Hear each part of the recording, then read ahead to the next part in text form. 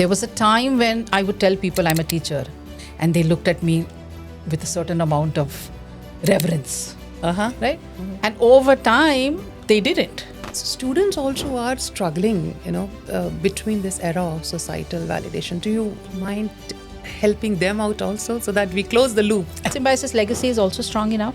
Absolutely. We're the only Indian educational institution to have been set up Correct. for foreign students. We're a not-for-profit.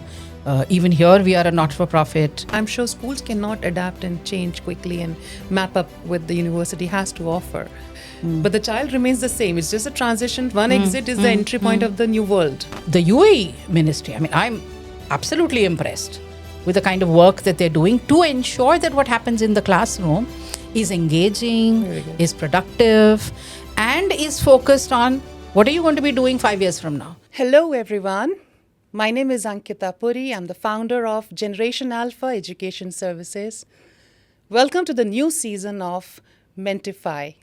This is your educational podcast, and this new season is going to be slightly different, and I'm very excited about it. You know why? Because in the new season, we are going to explore the bigger picture of education.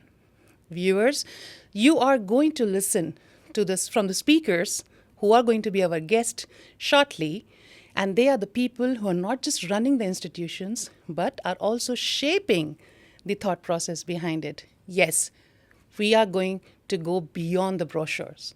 What remains as is, what is changing, and what are the inputs which are required for a parent and a student framework. There is a lot to talk about. Who else can I think of in my first episode of this new season? A person whose work speaks of both education expertise, at the same time strategic reflection.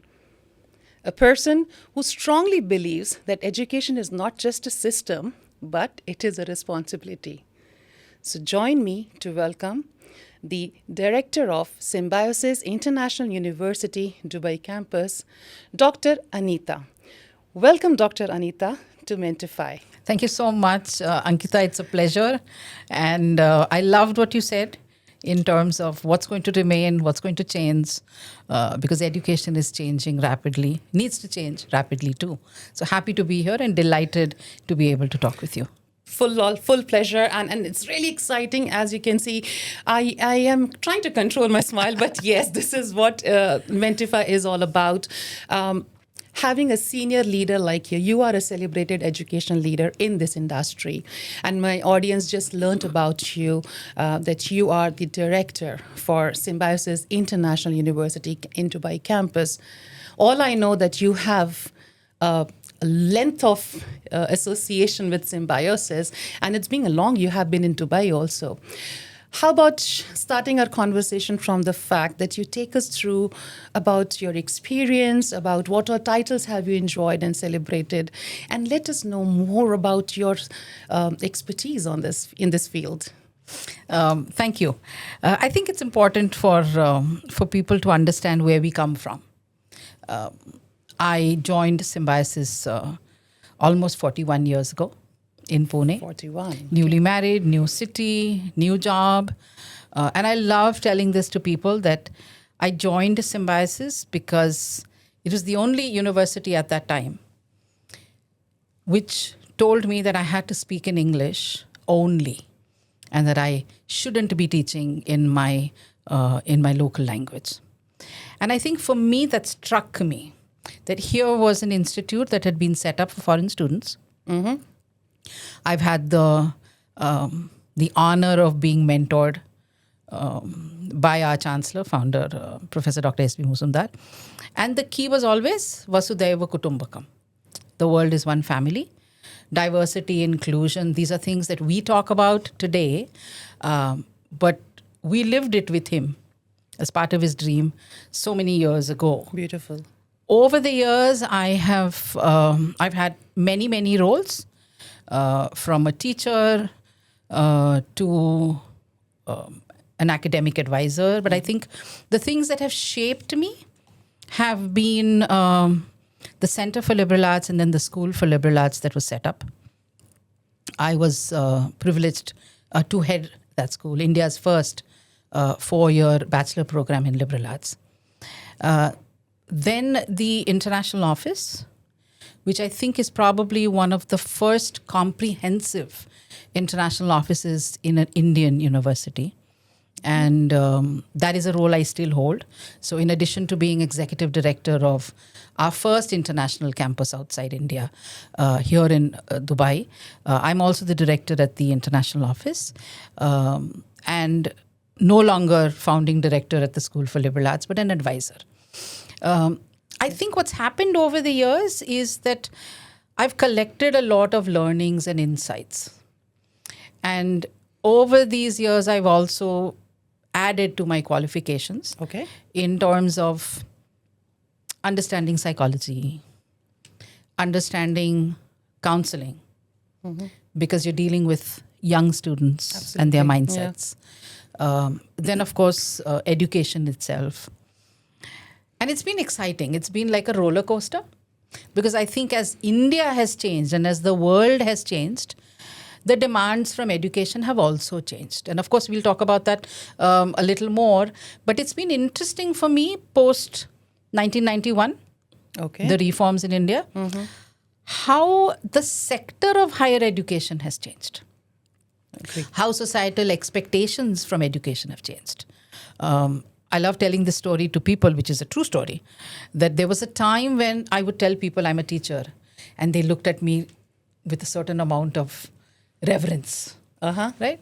And over time, they didn't, because they'd look at me and say, what's wrong with society today? What's wrong with the younger generation today? And why aren't you doing something? Correct. And I think that expectation that education is a powerful tool and that we're not doing enough with it is something that has stayed with me. But I'm here in Dubai. It's a great learning lesson. I think my learning curve has never stopped growing. Who would have thought at my age and in my career at this chapter that I'd be in a new place? But I feel like it's home, because Dubai lives the same Vasudhaiva Kutumbakam, the world is one family concept. But it's. And I'm sure with this campus, how old is Symbiosis in Dubai now? Quite just a little over a year. Yeah, but doesn't look like, because the kind of buzz you guys are making. I mean, I must say, I have personally met so many in random, social and networking events, and the alumni, especially in the Middle East, are super excited to have a campus, a presence.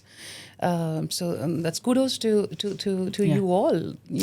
In fact, you're saying the word alumni, and we are here because of the alumni.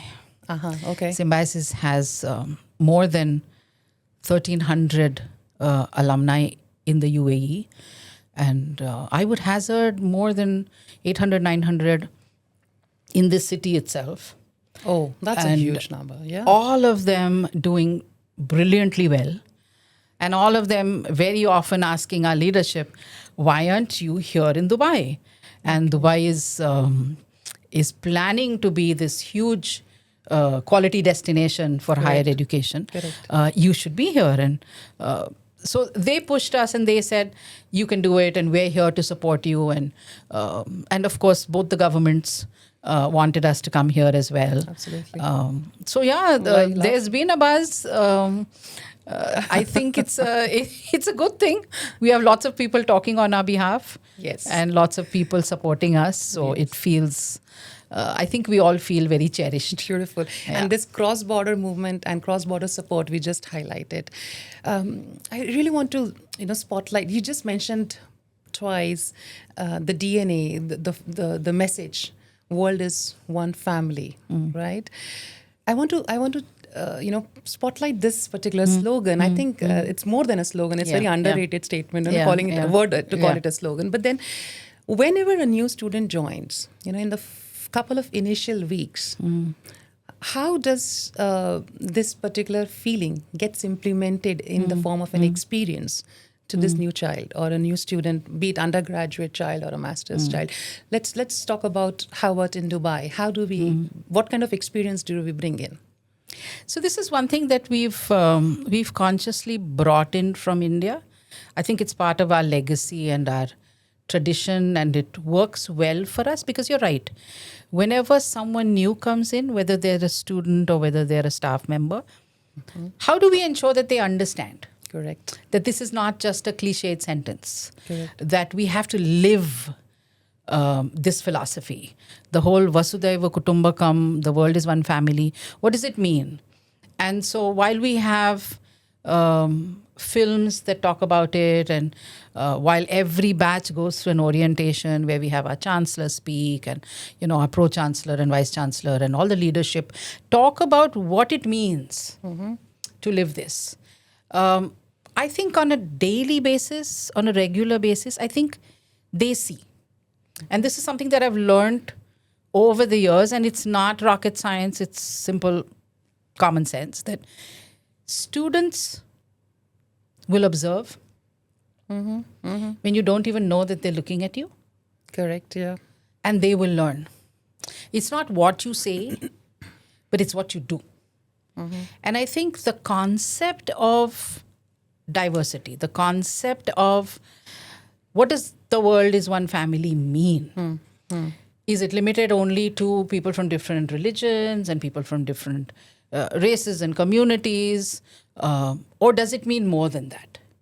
And I think for us, we try to model that behavior by showing them in real life, ground reality, that diversity makes us stronger. Okay. That when you are with like-minded people and when you are with people who look at the world very differently, when you are with people who've had lived experiences that you have not had, when they come from geographies and regions which you have never been to, when there's something alien and different about the way they behave and Correct. the way they think and dream and live and eat and etc., that it actually spruces up your life and makes you able to understand the world better. And we've tried to do this in simple ways by making sure that there is diversity in the classroom, that there's diversity in the staff room, through the many, many experiences that we offer students, whether they're academic or co-curricular or extracurricular. I think just exposing them to difference and distinctions that are significant to different ways of thinking and believing and living, I think they get it. Beautiful. So I'm happy that they see it. I'm happy that my faculty and staff and I are able to, and we try constantly, to model the right kind of behavior and thinking. And hopefully they understand that. Lovely. So these guidelines which the faculties are displaying in a day-to-day experience of these students, new or the older ones, there is a lot of student-centric approach which I see, which the leaders must have thought of. And it gets implemented in the form of small little practices, which you just mentioned, like maintaining a parity in the class in terms of diversity, as you mentioned. Is it challenging from the leadership perspective? If you ask me personally, it's not. Oh, okay. I think it's a simple belief that this is the way I'm going to work. And this is the way I'm going to lead. And since I believe in it so strongly, there is no option for me. And because there's no option for me, and because I see the advantages,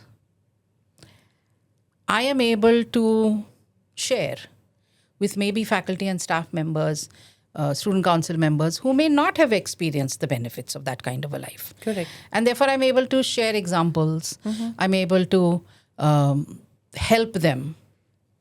But I think the world that we live in today is also making it much easier, because the number of problems and challenges that the world faces, and there's enough and more written and felt about why we are in the situation that we are in. True, yeah. And that so many of those reasons have to do with how we as a community and how we as a society have been trained to think or behave or react.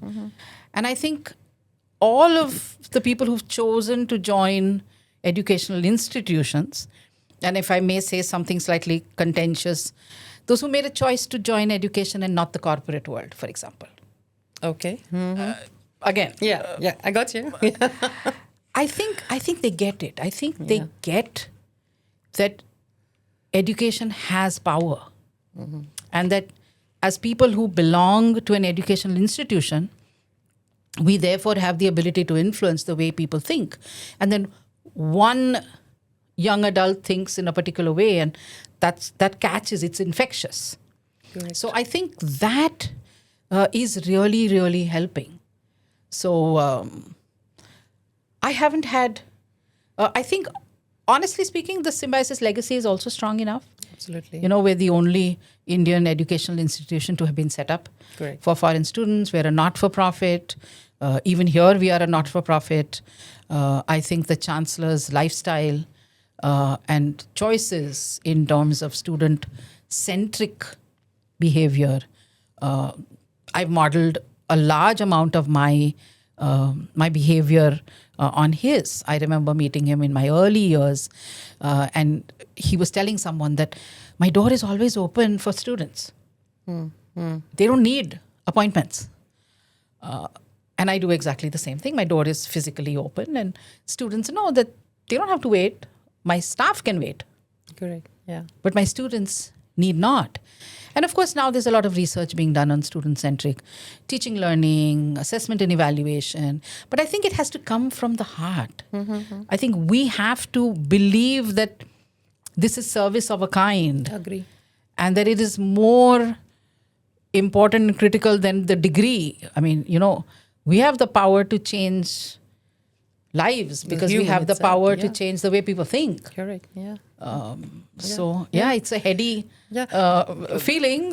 Very powerful statement you're making, Dr. Anita. And that is actually giving me a thought. It's an ecosystem, right? Students, they bow down in the sense willingly. They want to learn. They are here. Education leaders like you are creating systems which are shifting the entire thought process. The whole narration is changing of education compared to what you must have seen in past. What is constant is parents, right? Despite of beautiful efforts by admissions team, by general, not talking to us about specific university, the counselors, they tell everything possible, good fitment for the child. They talk to parents, and parents also attest to an extent. All right, there is a hostel, there's this, the classrooms, the faculties. But then you know what? After a long, lengthy conversations of multiple rounds, they all come down to one point, and they keep circling. Is it worth it? Is this course worth it?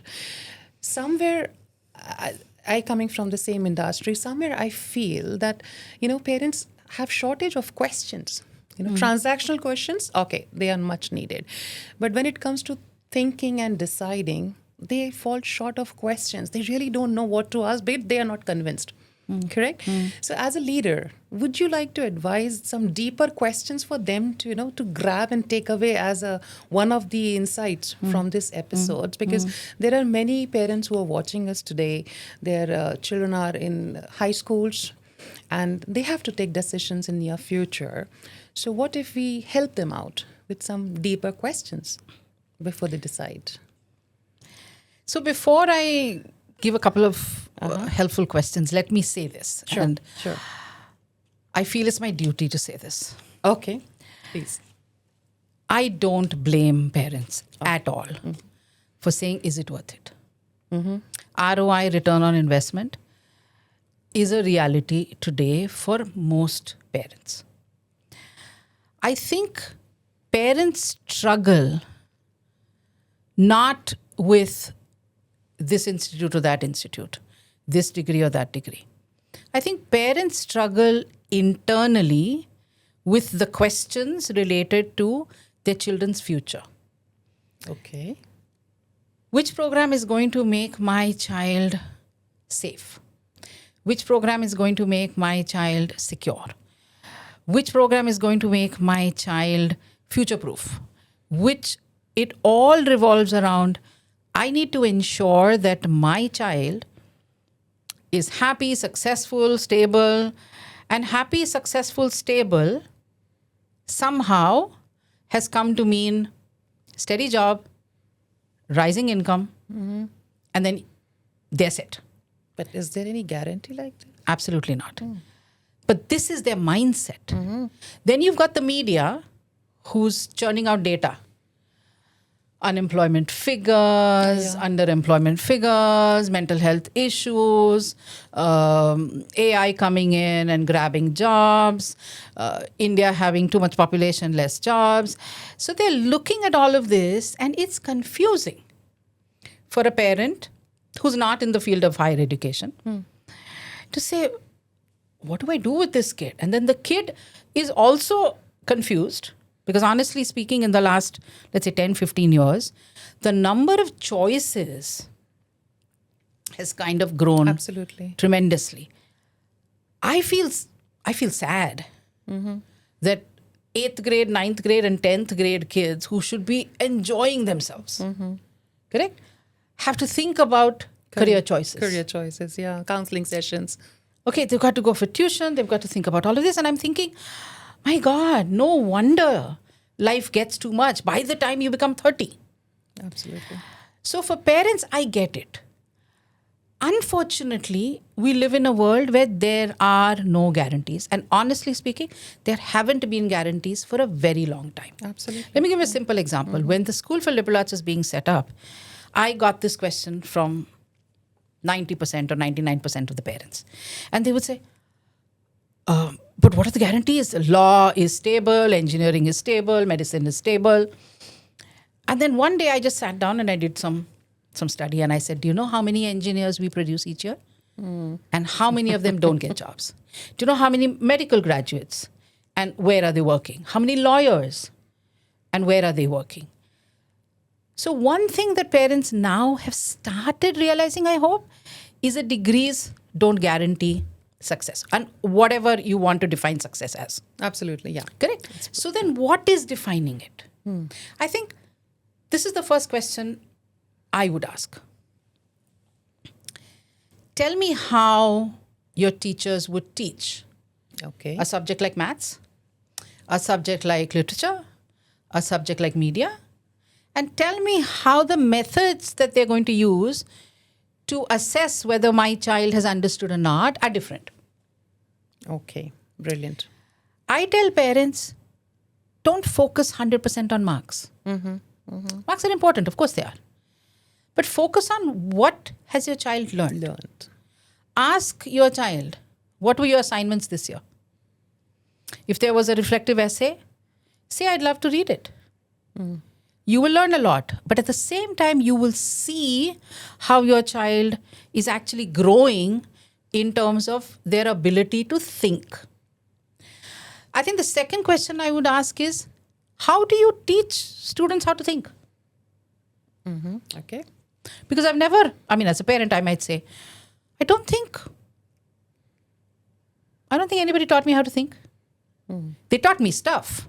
No, the direction of thought. But they didn't teach me how to think. And today you will see a lot of courses that have tools for analysis. Of course, generative AI is creating a lot of confusion with all of that. Bigger ball game there. A bigger ball game for another topic for another day. But how will you? What are the things that you will do?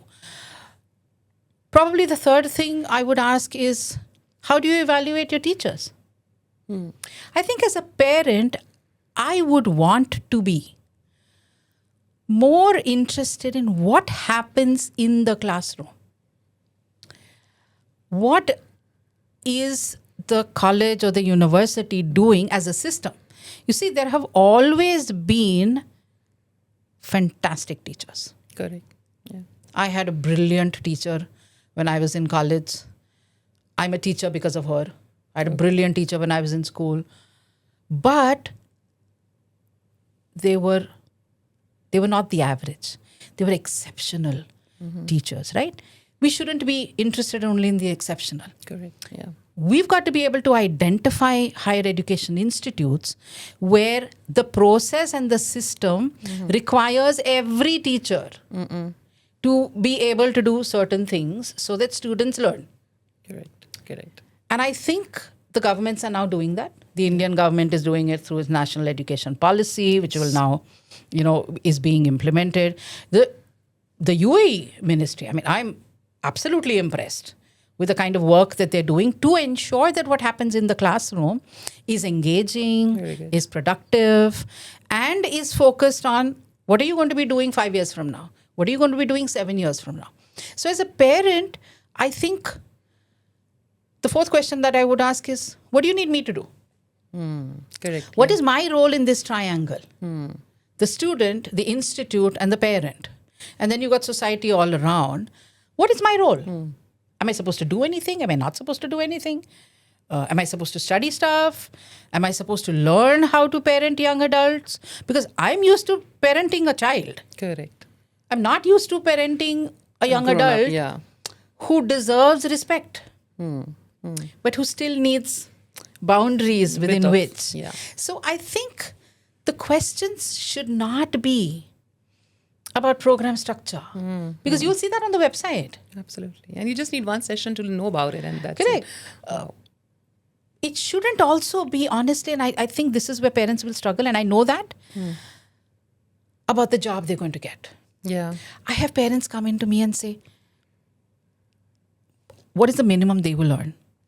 And I say, you know what? Don't look at the first job and don't look at the second job in terms of money. Look at those jobs in terms of learning opportunities. That the first job and the second job is a foundation. You want the student to make that transition into being a professional. Campus to corporate, Correct. And strong foundation. I always tell my students that I wasn't the most intelligent kid. I wasn't the brightest kid on the block either. But I think I turned up every time. In terms of, even today, I would say, far more intelligent people than me. But it's just that I love what I'm doing and I'm enthusiastic about it. And I turn up. And sometimes just turning up with sincerity and the ability to be willing to learn. Lovely.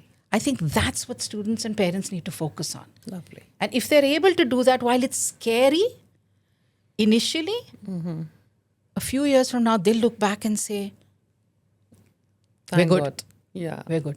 Otherwise, if you're just short-sighted, it doesn't help. You parents have to remember, your kid's life is a marathon. It's not a sprint. Correct.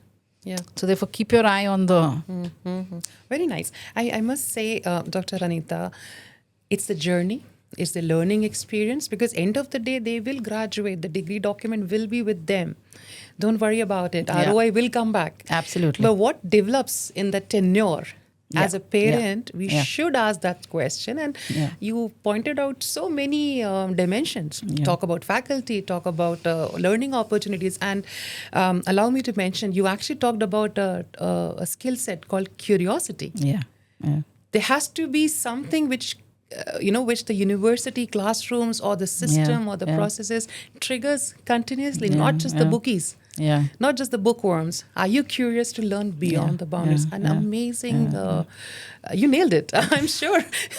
Parents But the environment here is so supportive. Yeah. In this past 1 year, Yeah. we've done so many events with our own kids as well as young adults. They don't like being called kids. They're young adults. As well as with school children. Okay. Number of exhibitions, competitions, hackathons, mediathons. And the whole thing has focused on this.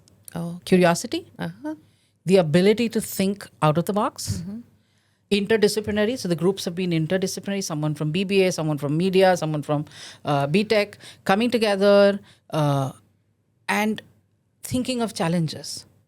And I think that is what the true crux of education is going to be, that is it worth it, is going to be answered in a few years when people are able to identify and help solve, even if it's a teeny weeny problem, some local, social, national, international problem. And that is what is going to garner a lot of potential for people. So that whole ability of, I know how to think, I know how to problem solve. I've learned how to communicate with different people from different backgrounds, from different disciplines. I can work in cross-cultural teams. And if there's a problem, I can listen. And then I can respond empathetically. I think these are the things, along with curiosity and the willingness to learn, that people are going to find. Doesn't matter if AI comes in and changes the job scenario, they will always have a place. Absolutely, yeah.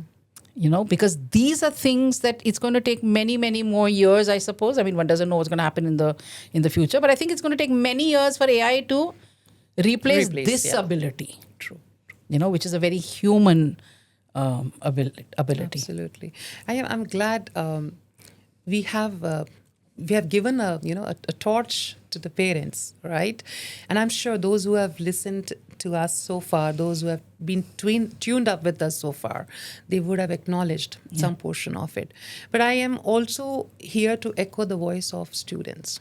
Right, I deal with these young adults on different platforms, on different workshops and master classes and everything.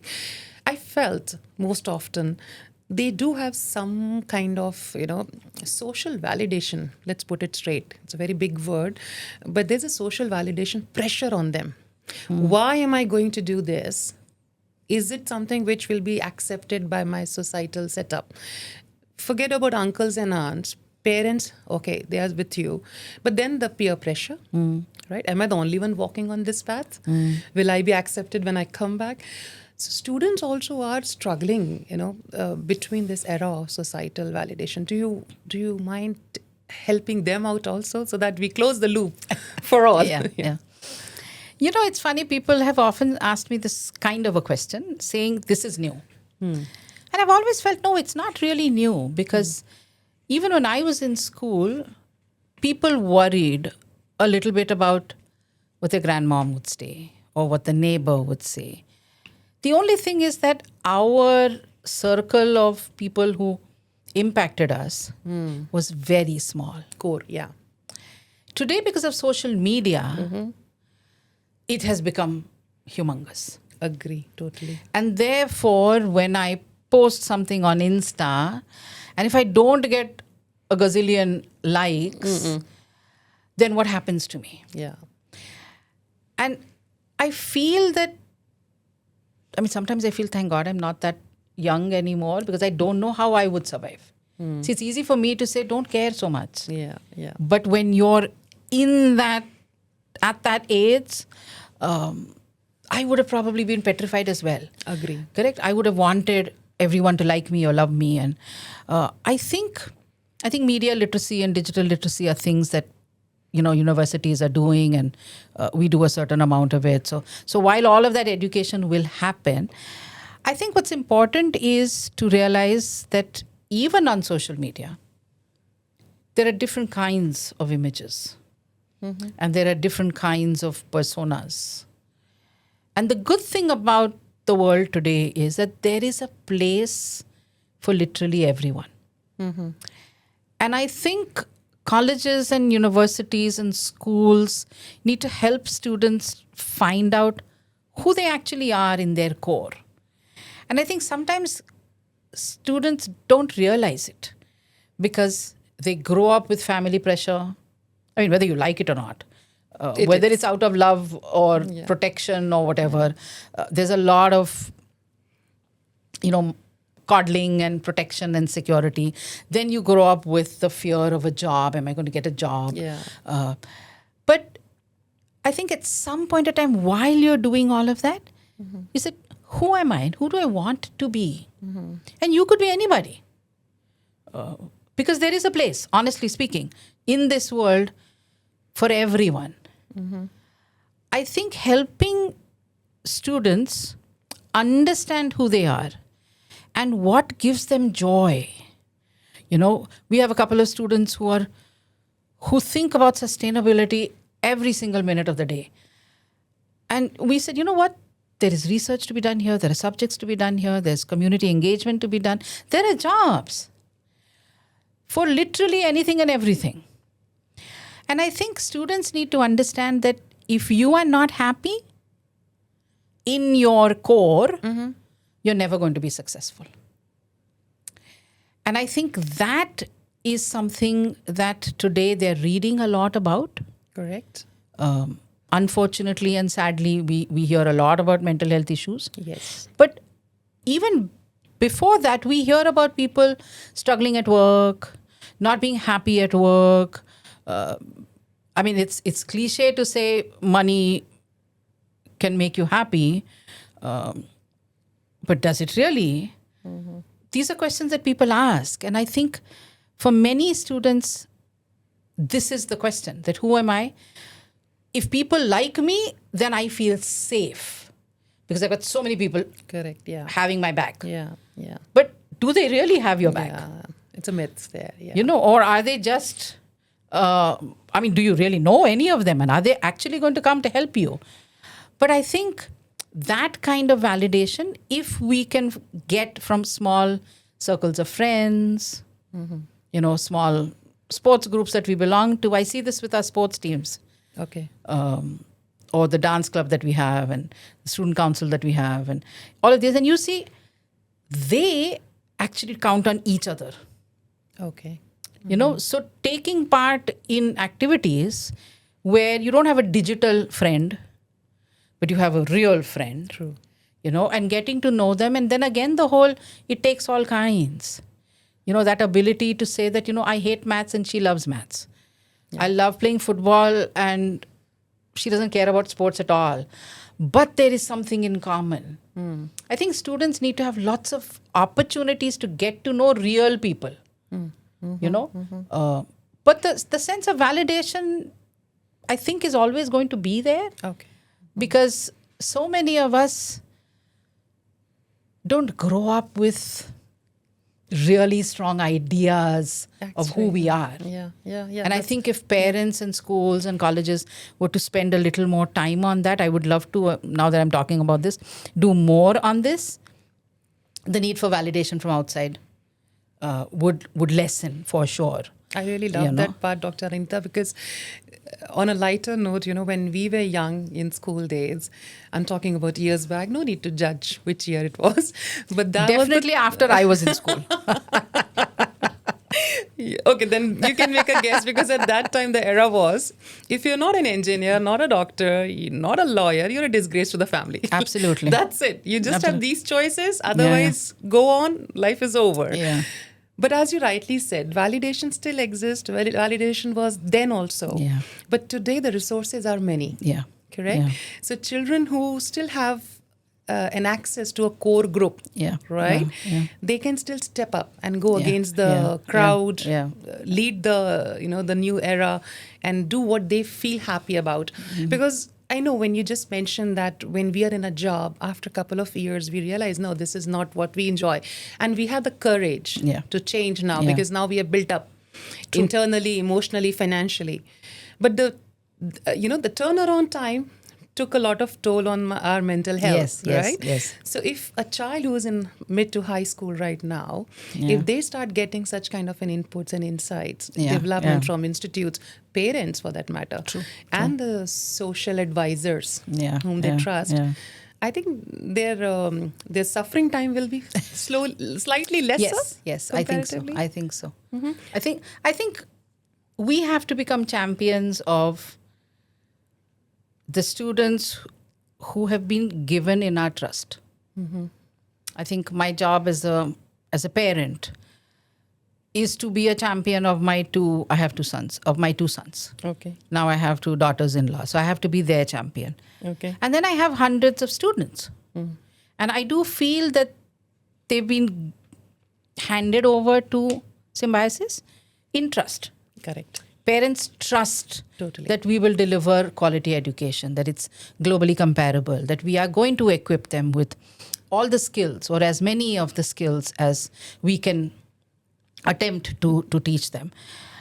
But I feel along with that, that sense of I'm your champion. What does that mean? That means that it's way beyond just a degree. It's that I'm there behind you. You want to experiment? Experiment. You want to try stuff out? Try stuff out. I had this student many, many years ago who came and said, I don't feel like studying this semester. I want to take a break and I want to go and work for an NGO. And I said, really? Why? And we had this long conversation. And then I said, you know what? Let's try. Okay. I said, let me see if I can get it done. And I think universities understand that. So we've had a few students in the past who took off to pursue a sport or something. And I remember talking to our vice chancellor and then the controller of examination that I said, we need to do this. Because if a student wants to do it, we need to be able to support them while they pursue those dreams because they can be done in parallel. Okay. You can't be rigid. The rigid university of olden days has no place today.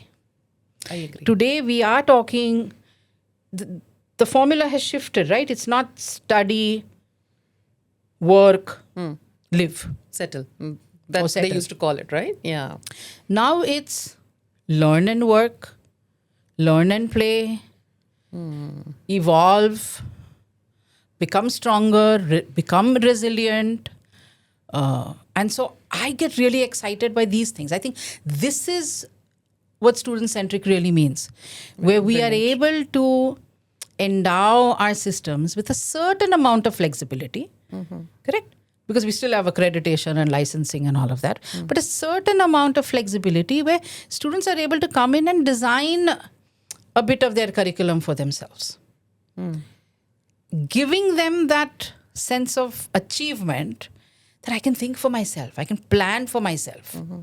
I can do an independent study by myself. I can do this and I can prove to myself. You don't have to prove to anybody else. You have to prove to yourself that I am capable of doing this. Or I can make a mistake and I can learn from it. I can get up, I can move again. Correct. Yeah. Imagine what a world we would live in. Absolutely. Yeah. If so many students graduated from college with this sense of tremendous self-belief. Brilliant. Yeah. I mean, life would brilliant. be very different. And for that, I think, the concept of being a champion, the concept of being their champion, that we champion their cause and that we are here for them. Correct. Yeah.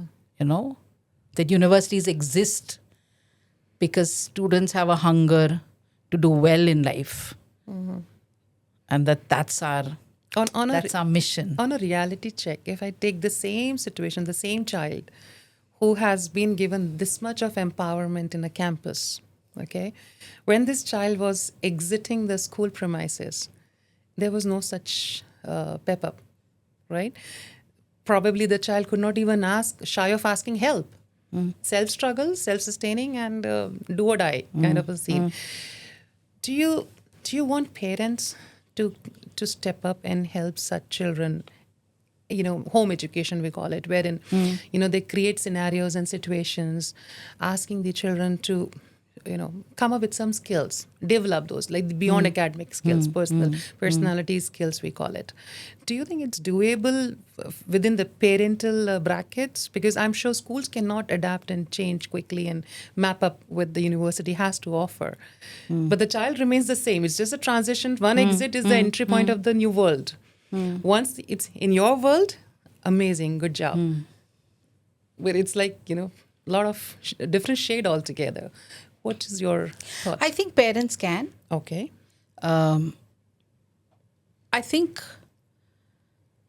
some parents have already started doing this. Agree. And I say those kids are blessed. Totally. There are some parents who are still understanding what's happening. And many parents who believe that they're not the experts in education. Therefore, they don't want to mess their kids' life up. And they often say, Professor, I don't know anything about this. You take care of it. Don't ask me to do anything because I don't want to mess it up. And I think while that's valid, I think parents underestimate their ability to support their kids Okay. in the entire learning journey. Because I think today we're looking at lifelong learning. Today we're trying to nurture students who fall in love with the process of learning. You can learn from wherever you want. If you're lucky, you will enjoy your classroom and you will enjoy your teachers. You might enjoy going online and learning. Someone might actually experience stuff and learn from there. So there are many ways in which you can learn. But the hunger for learning, because you realize that my future and my happiness in the future and my health in the future and my ability to achieve all my dreams and my bucket list and all of that depends on how good I am at learning. So students are slowly understanding this. And I think parents are understanding that they have two jobs. Okay. They only have two jobs. One is to love their kids unconditionally. And when the kid grows up, to learn to define that love with a certain amount of respect. To love and respect your kids unconditionally. And number two, within family means offer as much support as you can for your child to embark on a healthy learning journey. Okay. Those are the only two things parents should do. Okay. So, yeah. Plain and simple. So they should know what to control and where to support, and that comes automatically. And you have a discussion and you encourage your kids to talk. You even if you don't like it. And I think this is a part of the world that we live in. Correct. Yeah. All of these parents that we're talking to are working. Correct. Mostly, yeah. Or are in communities where they get along with people they don't like. Correct. Yeah. Correct? I mean, we all have been in spaces where you're looking at the person and your brain is saying something, but you're saying, hi, hello, thank you so much, blah, blah, blah, blah, blah. Yeah, We've learned. We learn how to work. We learn how to live.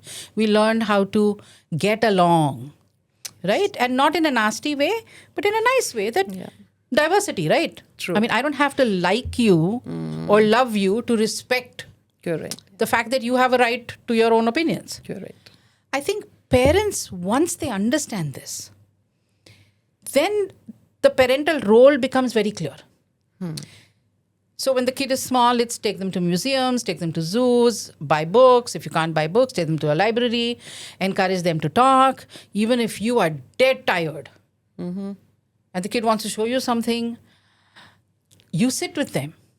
Correct? And then as the kid grows up, you have conversations about what interests you. True. Let's meet different relatives and friends who are pursuing different professional careers. Let's talk to them and see, does anything interest you? Even though it scares me that my child might want to be a plumber or might want to be an artist. When I'm a doctor and I don't understand either of those professions and they look very unstable to me. True. Still, the fact that you are happy to have that journey of exploration and that the child learns how to evaluate options. Correct? That process needs to be open. Open conversations. Yeah. For me, the biggest fear, and I have two sons, and when they were growing up, my biggest fear was my kids wouldn't tell me when they were in trouble. And so I would keep telling my kids, don't worry, anything happens, I will not judge you. Yeah. Yeah. But come and tell me so that then I can see if something needs to be done. Yeah. Right? And I think for all parents, it should be the same. Absolutely. Yeah. That you need to be your kids' go-to person. Correct. Yeah. When they're in trouble or when they're in doubt. Do I go for engineering or should I take humanities because economics excites me or politics excites me. I'm reading about the geopolitical situation and so maybe I should do political science. But then what kind of a job will I get? Those are conversations that we must have at home. And parents, I think, simply because they love their kids, are actually the perfect people to talk then. And then you have counselors, you have school teachers, you have experts. Yeah. Correct? Say, what can I do? what should I do? Yeah. Correct. What can I do to make sure that that transition from school to college, from college to, let's say, graduate, university or whatever, how do I help make that so that I see my kid bloom? Right? I think that's transitional journey. Parent has to play a vital role. Yeah. That's amazing. I think I need another episode with you on parenting. Your experience is sprouting out in all the messages So at you're the School giving. for Liberal Arts, I'm saying this because it's relevant. The first day that the students come for their orientation, their parents have to come too. It's mandatory for the parents to come. Okay. And while the students go for an ice-breaking session, the parents, we would do a 2.5 or 3 hour how to parent young adults workshop. Lovely. And I plan to do the same here in Symbiosis, Dubai. I think it's important because while children transition, I don't think we've paid enough attention to the parents. Because they are moving into a new chapter as well. Along with, From being children, their children are now suddenly becoming adults with a mind of their own, with freedom. And how do you deal with that? And very often it's a loss of the sense of control. And control has to do with security. Now my child is no longer secure, and therefore I'm anxious. So interesting times, and so much to be done. And of course, my own experiences as a parent, I had. I am sure. I had 2 kids who challenged me every single step of the way. But brilliant, intelligent young kids, not afraid to voice opinions. So. Beautiful. I think it works. This is an amazing section of our conversation, Dr. Anita, because you are echoing so many parents right now. They have the similar feeler. Probably you have exited the boat and they're still rowing the boat of anxiety, separation anxiety, they call it. I still suffer from separation anxiety. That, I don't think for a mother it ever goes away, but... Okay, I take that as an input. I thought it's a temporary setup. No, you still miss them every single day, but no anxiety. Now just it's a feel. The grief of not having them all the time. Yeah. Got that. Let's fast forward and move on to the buzzword. Something which is being used in every second, alternative statements. You read, you listen, audios and all. They're saying future ready. I have no jack clue what future we are talking about. But there is a lot wherein people are investing time and thoughts. There are a lot of brainstorming happening. It is important for our audience to know from leader like you, what you leaders define future ready, considering these students who are either graduating in near future or those who are entering campuses in near future. So how do you help us there as a leader?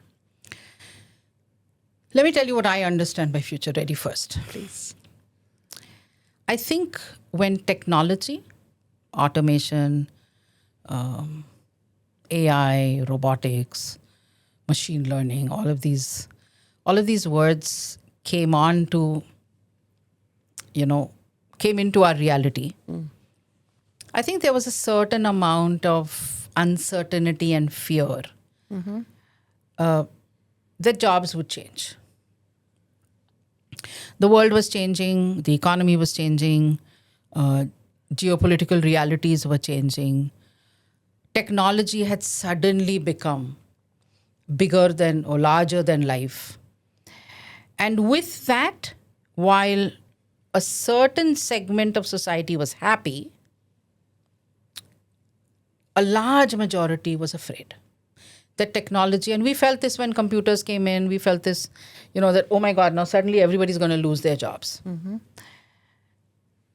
At the same time, what started happening is that the rate of, or the pace of obsolescence of technology kept speeding up. So once upon a time, industries or the kind of work that you were doing changed maybe once in 15, 20 years. It was down to once in 8 years, once in 7 years. And now, depending upon the sector you're in, people will tell you that what you're doing today is going to be obsolete in 2 years. So if things are going to get obsolete so soon, one of the questions that higher education had to ask itself is, what am I training people for? If my undergrad program is of 4 years, and if I've designed a curriculum today, what are these kids going to be doing 5 years from now? Because after 2.5 years, the world might have changed. So we realized very soon that domain knowledge, disciplinary knowledge, is likely and would be obsolete at some point of time, depending on the sector that you're in. Mm-hmm. You can anticipate only so much in terms of technology. Mm-hmm. One of the assumptions that we've made based on, let's say, the past 20 years is that certain things are not likely to change that fast. Okay. So, for example, some of the skills that we were talking about previously, right? Critical thinking, problem solving, conflict resolution, cross-cultural competence, effectiveness of working in diverse teams across geographies, across sections, across disciplines, that these are things that are not likely to change. And that these are things that are going to become more and more and more important. And therefore, at some point of time, organizations like, the World Bank and consultancy organizations, they all started doing research on the future of work. Mm-hmm. That what's going to happen in the future, Industrial Revolution, 4.0, 5.0, 6.0, what's going to happen? Yeah. Because we've got to prepare for this future. True. And while the world has been preparing for this future, higher education has also had to step in, because higher education is perceived and is the provider of human resource. So therefore, the skills that you would want employees to have are the skills that we should be training them in. I think a long time ago, we gave up or we pushed to the side what used to be the objective of higher education. Correct. Many years ago, people talked about who's an educated man, because at that time women didn't go. That's someone who read literature and someone who was cultured and good citizen and stuff like that, right? Today, that's pretty much desirable, but not that necessary. Has gone, Now it's what is it that industry needs? Correct. And you will have to deliver what industry needs. Mm-hmm. And therefore, today, when we sit to design programs and we sit down to design what we call learning outcomes, this is what we focus on. So while there is disciplinary knowledge, and they will learn C++, or they might learn Java, or they might learn Python, or they might learn critical theories of music or whatever, they're also learning as a huge chunk of their learning in universities, all of these skills. Okay. This is what someone long time ago called 21st century skills. And now we're saying these are future skills. That means whatever the future brings. Okay. These are skills that are not going to go out of fashion. These are skills that if you have, you will be able to hit the ground running when organizations around you are evolving and changing. Whenever I hear people say, industry is going to change and industry is going to evolve, I somehow, the Transformer movies? Yeah. Cars into the Transformer. Mm-hmm. I always visualize something like this. Agree. That education has to change like that. At a minute's notice, we are going to have to be whatever our students need us to be. And therefore, this is what future-proofing, and that's what a large number of people are saying, that this is future-proofed.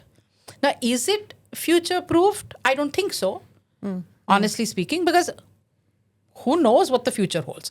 This is my assumption, or this is our assumption. And it's based on it's based on what has happened in the past. I think the World Economic Forum has also brought some all of them competencies. All of them. Yeah. Correct. And technical know-how and disciplinary knowledge has gone down.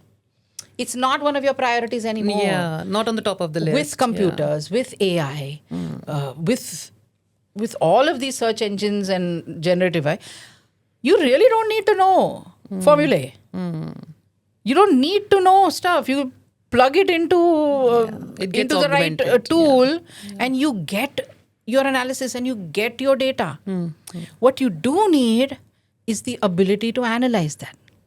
So the ability to critically evaluate and analyze, those are managerial skills that are going to become really important. And the person who succeeds in different avatars of their organization, as the organization keeps changing, you will find that the person who lasts the longest is the person who's agile. The person who's saying, I can shift. Yeah, correct. I can be a little mini transformer when the big industry is transforming, because I can be what the organization needs me to be. I can do what the organization needs me to do. If I need to learn something new, I'm happy learning because I've learned how to learn. So they have to be resilient. You're losing it out, gain up again, gear up. Absolutely. And take pride in learning. I think we are going to see this as the era. That people who love learning, and even if you don't love learning, you have to be efficient at learning. Yeah. If you're able to do that, I don't think anything will hold you back. Yeah, because we're not making any headlines here by saying some jobs do not even exist now. They are going to come, show up. Absolutely. And that is the time when you're a quick learner, you're curious to learn, you are resilient that you lost and win again. Even though you know C++, sorry, it's no more needed, you're still gaining the progress. Okay. So and today, organizations, honestly speaking, I don't think they really care about degrees. Correct. I don't think they care about that piece of paper. They just want to know, can you deliver? And the skills you care. Yeah. Can you come day after day and deliver what I need? Can you bring to the table what I need? And if you can, I don't care where you got your degree or whether you didn't or whether you learned it all online. The whole narration has changed. Absolutely. Right? Absolutely. Yeah. So in this entire world of which is technically driven, let's assume just fast forward couple of years and we are sitting in that world. We don't have to really wait for decades now. The human values, the empathetic nature, do you think that is the need of the hour? We should pay special conscious attention to that? I think so. I think, we're already bound at the hip with our devices. So true. I see colleagues, forget about students. I see colleagues, I see friends and relatives constantly on a device. I mean, there are days when I'm constantly on my device. True. You're either on your phone or your tab or your laptop or something. And I think that can be dehumanizing. And I think that can focus on the nuts and bolts of our life. And the nuts and bolts of our life are the things that we have to do to make do, to do our job, to earn money, to grow. And I think the amount of time that we actually get to fill our soul or our spirit or our heart is reducing. Before cell phones, smartphones, etc., we went home and we didn't work, right? Correct. We didn't have laptops, whatever. It is 9 to 5. It was 9 to 5. You were home and then it was the work-life balance was perfect. Correct. We didn't talk about work-life balance because the balance existed. Yeah. With all of these devices that have come in, now you're on call 24/7. You're working with people across the globe, which means that somewhere someone is always working. Absolutely. And you need to be in touch with them. And I think that can be sapping in terms of who I am. I think our exercise choices, so when I go for a walk, I see people with their little, and no judgment, but I'm just saying maybe I'm too old and they're listening to something. They're listening to a podcast or they're listening to something. They're not looking at the sky. They're not listening to the birds. Yeah. They're not seeing the real world. They're not seeing, I mean, like, for example, looking at the clouds and say, oh, that looks like an ice cream cone, or that looks like a monster. Or they're not doing any of that. That means their brain is constantly under pressure because they're doing something because it needs to be done, right? 1,000 steps. Okay. I don't get it. But I'm probably in the minority over here. I'm like, walk and definitely do that. But the whole pressure of 10,000 steps, 8,000 steps. So what I feel is somewhere we have to carve out time to be ourselves, minus devices. Correct. Just a friend. Vent, chat, fall in love, crack a joke. Be with people who make you feel good. Who you want to cry with, or who you want to vent about a boss or whatever. I think that needs to be brought back in so that the stress related, if you look at statistics in terms of especially the middle-aged, correct? 30 to 45? Yeah. Look at the number of health issues, the number of stress, the stress levels are insane. Absolutely. Plus, I also feel that somewhere at work, a machine can't dictate what you do, right? I mean, there is a human element. Do we lose that? And then who are we? Yeah. Somewhere it is backseated, if you ask. Correct. 50 years from now, are people going to look back and say, hey, when did people stop being humans and start becoming like androids or robots? Those sci-fi horror movies that we see. I mean, when did that happen? And why did that happen? And the joy of just, sitting and eating popcorn and watching a movie, or just sitting and chatting about, or gossiping for that matter. Correct. Right? I think that is something we need to. Yeah, I think we need to bring back. We have to induce it back. The boredom has to come back. Learn what is bored. Yeah, I am bored, not transactional. Every hour I have to do something. Yeah. I mean, I don't know. I just feel that sometimes does the younger generation feel guilty when they're not doing anything? I have a feeling they do. Yeah, they need to do something. Or I have a feeling that sometimes, I'm happy doing nothing sometimes. Yeah.